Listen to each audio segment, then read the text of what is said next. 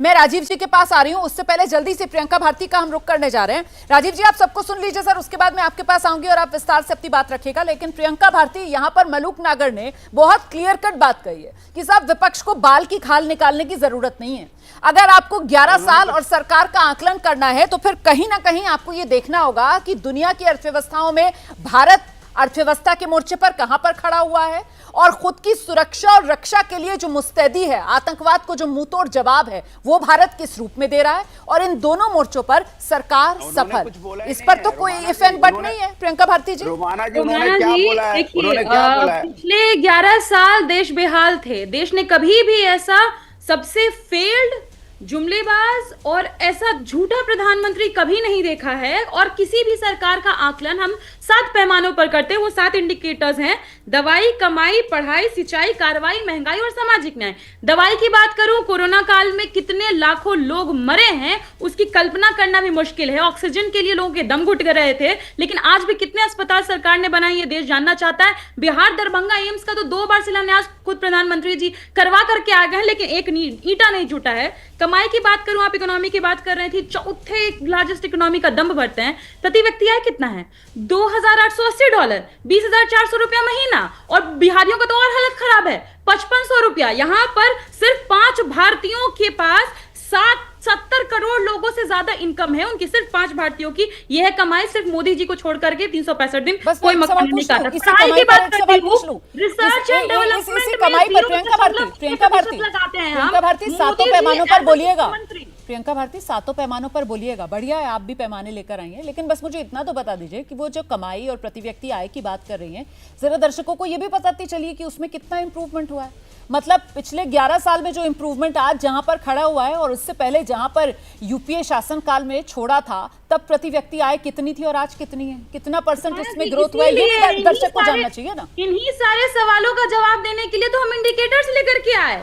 सिंचाई की बात करते हैं, पिछले 10 सालों में कम आंकड़ा नहीं है, 1,12,000 से ज्यादा किसानों ने आत्महत्याएं की। एनएसओ का डेटा है 50% से ज्यादा किसान 2018 तक ही कर्ज में डूबे हुए थे। उसके अलावा कार्रवाई की बात करूं, 2022 से आज तक ये लोग डेटा नहीं लेकर के आए हैं कि कितने लोगों की हत्याएं हो रही है, क्योंकि उनको पता है कि सारे के सारे भाजपा वाले उसमें दोषी पाए जाएंगे। जितने इनके भाजपा के नेता महिलाओं के साथ शोषण करते हुए वीडियो आते हैं, पुरुषों छोड़ दीजिए, महिला नेत्रियां भी एक सेकंड वो आपकी बात कर ले, उसके बाद आप जवाब दे दीजिएगा। महंगाई की बात करूं, 45% एक वेज थाली की कीमत इस देश में बढ़ चुकी है। अगर ये सवाल आप पूछिएगा तो बोलेंगे हम प्याज लहसुन नहीं खाते जी। सामाजिक न्याय का बात करेंगे, हमने रिजर्वेशन को बिहार में बढ़ाया, 9वीं अनुसूची में इन्होंने शामिल नहीं होने दिया। पूछिए इनसे, ये किस मुंह से सामाजिक न्याय का बात करेंगे? इसीलिए इन सारे इंडिकेटर्स पर ये लोग फेल हैं। 11 साल देश बेहाल था, ये इनको भी मानना होगा। ठीक है, चलिए, तो बिल्कुल ब्लैक एंड व्हाइट यहां पर डिबेट चल रही है। 11 साल बेहाल देश, ये विपक्ष की तरफ से कहा जा रहा है। 11 साल बेमिसाल, ये पक्ष की तरफ से कहा जा रहा है।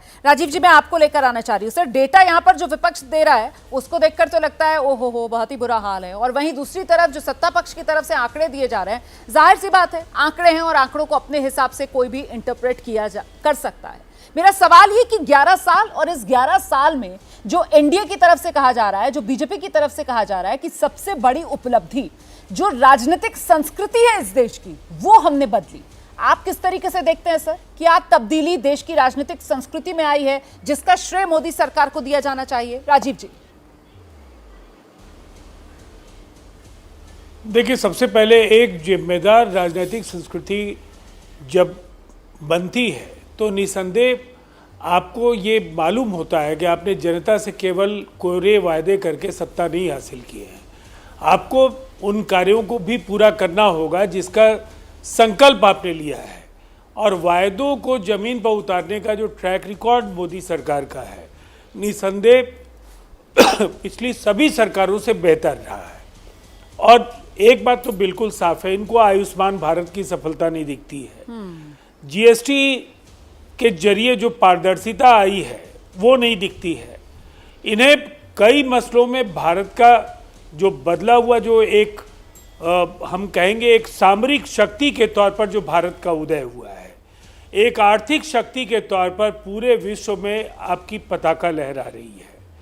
सवाल करने के लिए तो आप सवालों के अंतहीन सिलसिले को आप जारी रख सकते हैं, लेकिन विश्व बैंक ने जो $3 प्रति व्यक्ति की आमदनी को लेकर के जो अत्यधिक गरीबी के आंकड़े जो जारी किए, उसमें हम लोगों ने 7.5 करोड़ केवल अब अत्यधिक गरीब बचे और लगभग 27 करोड़ लोग अत्यधिक गरीबी की रेखा से बाहर निकल करके आए।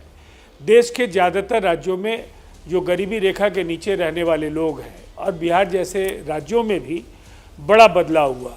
दूसरी बात क्या है, आधारभूत संरचना को लेकर आज पूरे देश में जिस तरह से बिजली, सड़क, पुल पुलिये, जो एक्सप्रेस वे और जो फ्लाईओवर्स का पूरा विशाल जो जाल बिछा है, इन्वेस्टर्स एफडीआई लेकर के आ रहे हैं।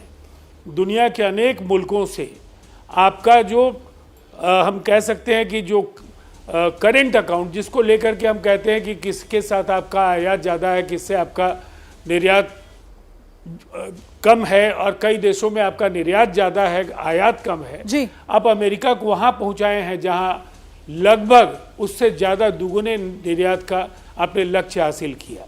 आज पूरी दुनिया आपको सराह रही है और 140 करोड़ लोगों का देश, जो प्रतिकूलताएं हैं वो इस देश के राजनीतिक दलों को सत्ता में रहने पर तो वो समझ नहीं पाते हैं, लेकिन विपक्ष में इस जिम्मेदारी को भी समझना होगा कि आप जब प्रति व्यक्ति आए तो तुलनात्मक तौर पर जो 2014 और 2025 का फर्क है, सही बात, वो आपने खुद अभी पूछा। उसका जवाब मैं नहीं तो है, इतना कहना चाहूंगा कि ऐसी आबादी जहाँ आबादी का घनत्व इतना ज्यादा हो, चीन भी आपसे क्षेत्रफल की दृष्टि से 3 गुना बड़ा है। आप हर चीज को दुनिया के दूसरे अन्य मुल्कों के साथ आप केवल तुलना करेंगे तो आप रातों रात आप न्यूयॉर्क और वाशिंगटन डीसी नहीं हो जाएंगे ना। आप उसके लिए एक विजन 2047 अगर है तो उम्मीदें हैं, संभावनाएं हैं, और देश इसीलिए बार बार मैंडेट दे रहा है नरेंद्र मोदी जी को कि उन्हें पता है कि थके हारे लोगों के बजाय ऊर्जावान सरकार की जरूरत इस देश को है, जिसने जो वायदे किए उसको पूरा करने का काम किया। आप लोग साथ नहीं होते तो